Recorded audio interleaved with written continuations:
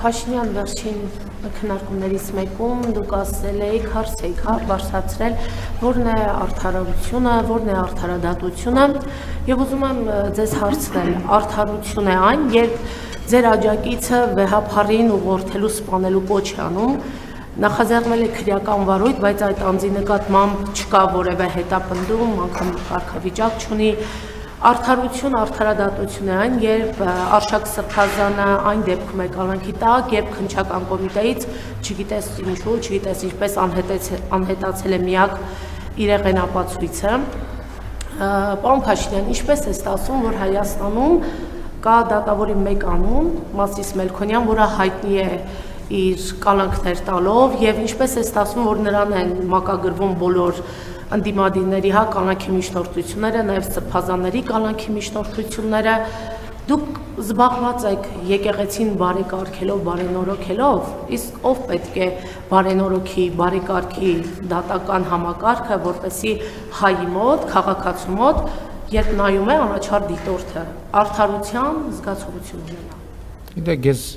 նախ ձեր նշած դեպքերի մանրամասներին կամ պնդումների մանրամասներին ծանոթ չեմ կարող մեկնաբանել, որտեվ չեմ առնչվել եւ տեղեկություն չունեմ։ Համենայն դեպս ձեր հարցից հետո կփորձեմ հետաքրքրվել, թե ինչի մասին է խոսքը։ Ինչ վերաբերում է արդարությանը եւ արդարադատությանը, գիտեք, որ ոլորտում բարեփոխումներ իրականացնելու մենք ռազմավարություն ունենք, մոնիտորինգի խումբ ունենք, բայց դա էլ պետք է ասեմ, որ վերջերս